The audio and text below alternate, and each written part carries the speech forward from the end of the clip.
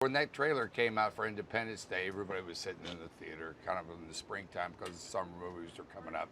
And you see a shot of the White House, and then you saw it blow up, and everybody went crazy. And Roland just knows what audiences love to see. Your jaw drops. And not only that, but you know, he may be from Germany, but he has this point of view about America. He grew up just loving America.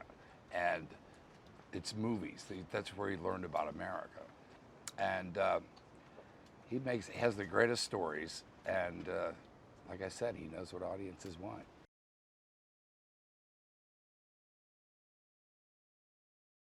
The fact that it's true, that it's real. But yeah, you're right. Roland likes to take the ordinary man and put him in an extraordinary circumstance.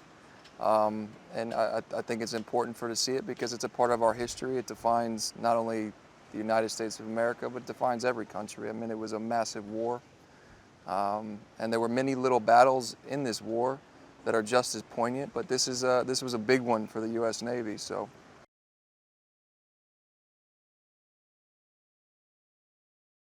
I think it's not even just, speaking as a Britishman, I don't think it's just an American, it's just targeted to the American audience. I think, ignorant are those that forget the past. And I think, global history is all of our past. And, as we sit here in 2019 with all this divisive rhetoric from our politicians on these shores and on my shores, it's important that we remember the past. I approach this, and represent. I approach this as a pacifist, as a peaceful man, someone who considers himself a global child of the world. Yeah, I've got a British passport and a London accent, but, I feel the American soldiers, just like the Japanese soldiers, are as much my brothers. And we need to learn from the past and the history. We need to see why we have this luxury of privilege of relative peace that we live in, that means that we can argue with each other so much about politics and such, and be grateful for the sacrifices and bravery of the men that came before us.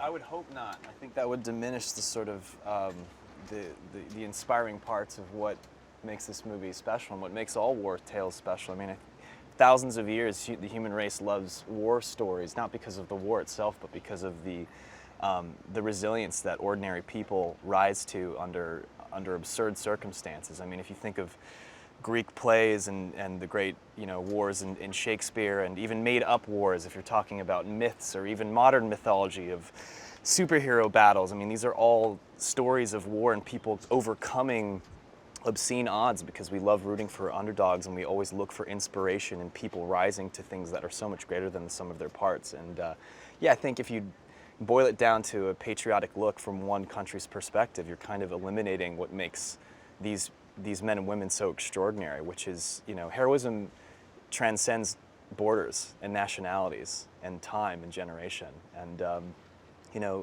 heroism doesn't necessarily show itself for people in uniform. It's people at home that are showing grace and strength, and they're people who are, young men that are scared, that decide that they have something in themselves to do something better, or people in offices that have to make very difficult decisions. And these are all brilliant, ordinary people that are really trying to do best by the people they love and the things they care about. And so there's absolutely no specific country that pertains to. That's every person in the world so.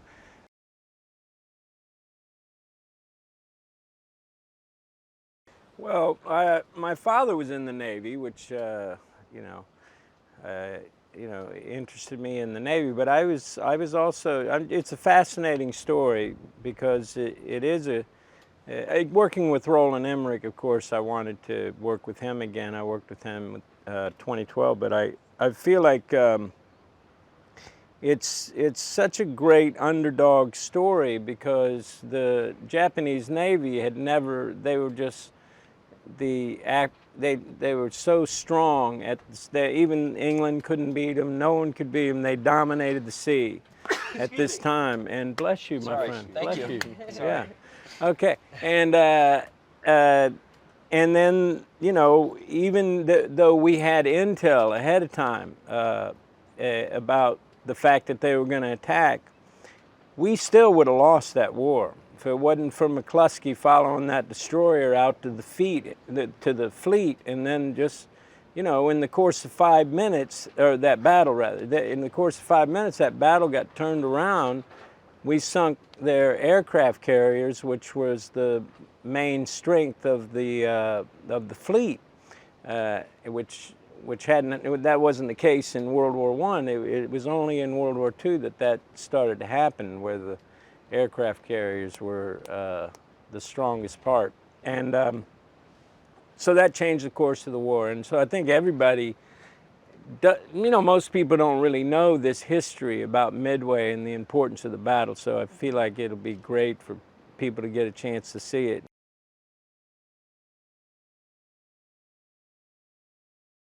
Yeah. I think 100%. I think what's kind of beautiful about the power of art is that we can, you know, we can kind of penetrate the hearts and minds and consciousness of the people in a way that these politicians in their dry suits with their party rhetoric is just, you know, they just can't get through to the people, you know.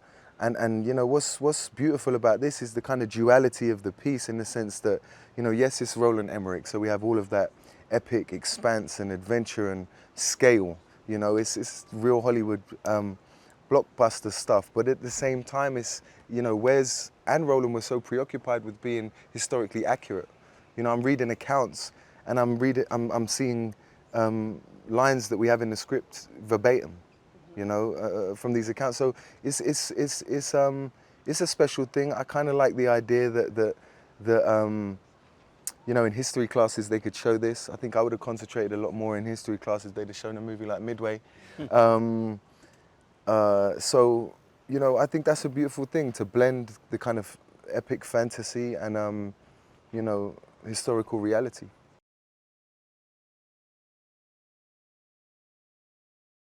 I think it's important to remember that, you know, these men that are fighting against each other in war, and when you read accounts of the British and the German soldiers, you know, during the end of the war, when they'd capture them, and, you know, the few that could speak, Germans that could speak English and English soldiers that could speak German, they would just sit around talking about what a waste of life it is, you know, and how they were all the same, actually. And, you know, when you're separated from people, when you have an idea of otherness, which is part of, you know, what's dividing people now, you know, without speaking to them, without being face to face with them, without trying to connect with them, then, you know, you really have a vilified notion of the opposition, you know. But as soon as you come face to face, we realize that we're all, you know, fighting for the same things, which is to protect our family and doing as we're told, usually.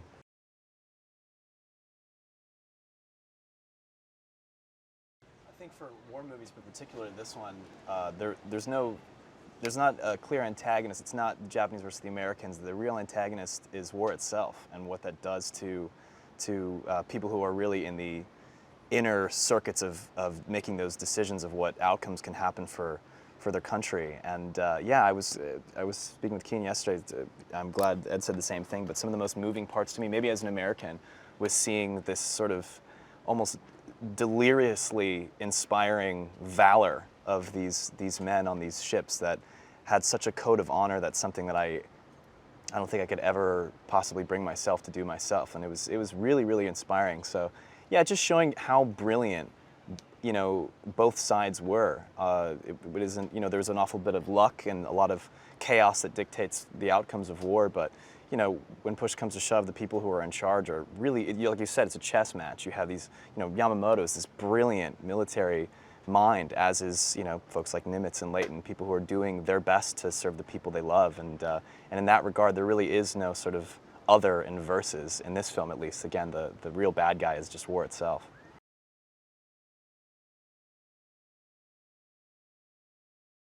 That greatest generation, I think Tom Brokaw coined that phrase. They went through the Depression, and they went through World War II, and they sacrificed quite a lot of their youth. And they didn't ask for it. And now they're just about gone. My mom, she was 92, and she passed away a couple of months ago. And that generation, they had values, and they had that they lived and they walked. People, it's a great generation to learn from about keeping their promises. And I think everything that they had, we have today, and the youth of America has today, and our fighting forces and armed forces still have today. And it seems kind of confusing at times, but I think we're doing all right as a country, really.